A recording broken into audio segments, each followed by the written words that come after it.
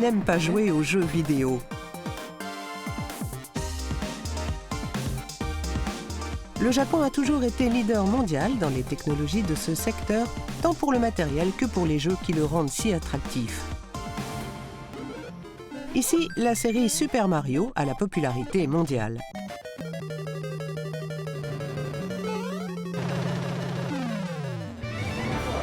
En décembre 2021, un concours était organisé à Tokyo qui a rassemblé de jeunes créateurs de jeux vidéo. Le jury a dû départager quelques 150 projets venus de tout le Japon. Originalité de ce concours, tous les participants étaient des adolescents.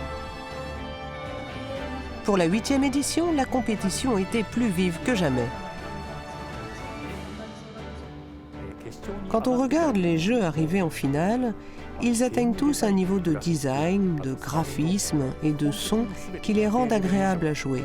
Et ils ont de la profondeur. Pour moi, ils sont presque du même niveau que les jeux vidéo qu'on trouve dans le commerce. Cette année, le concours a opposé en dernier lieu 2 jeunes concurrents. Le premier est Shimohira Yoji, un collégien de 3e. Il a présenté un jeu d'action situé dans un futur proche. Yoji a commencé à créer des jeux pour exprimer son originalité. Pour ce jeu, il s'est inspiré d'un chantier de construction devant lequel il passe souvent.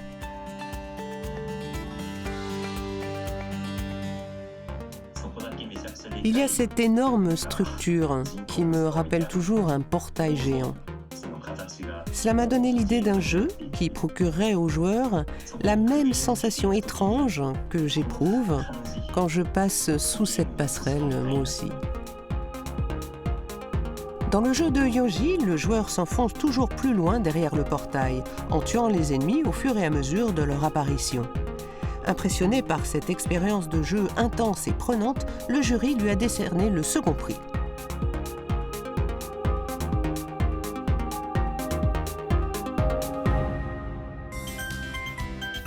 Le deuxième finaliste était Miyagi-Sai, élève de 4e. Malgré son jeune âge, il a déjà une longue expérience puisqu'il a créé son premier jeu quand il avait 9 ans.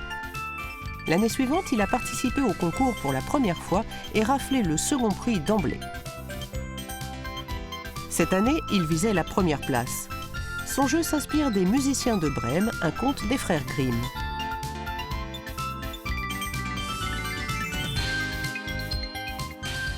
C'est un jeu d'action et de stratégie où le joueur incarne des animaux qui ont chacun un comportement totalement différent. L'objectif de Sai était d'offrir un jeu auquel on pourrait jouer et rejouer en expérimentant toujours une nouvelle aventure. Je voulais faire un jeu intéressant à rejouer, alors j'ai concentré mes efforts sur le perfectionnement du cœur du scénario. C'est ce qui permet de vivre une expérience différente à chaque partie. Avant de se lancer dans la réalisation du jeu dans son entier, Sai en a créé une version simplifiée pour tester la mécanique du jeu. Il a fait tester cette version à sa famille et ses amis. Leurs commentaires lui ont permis de s'assurer qu'il avait atteint le niveau de complexité visé et que l'action était bien équilibrée.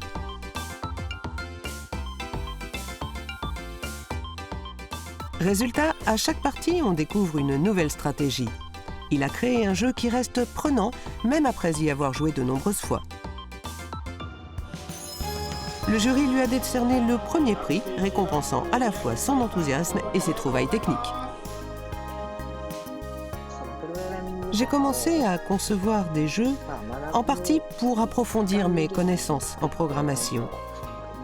Ce que j'aime dans les technologies de l'information, c'est que cela permet de créer des choses qui rendent beaucoup de gens heureux. La prochaine génération de jeux conçue par la nouvelle génération de créateurs. Le savoir-faire et la passion de ces jeunes gens sont de bons présages pour l'avenir du jeu vidéo.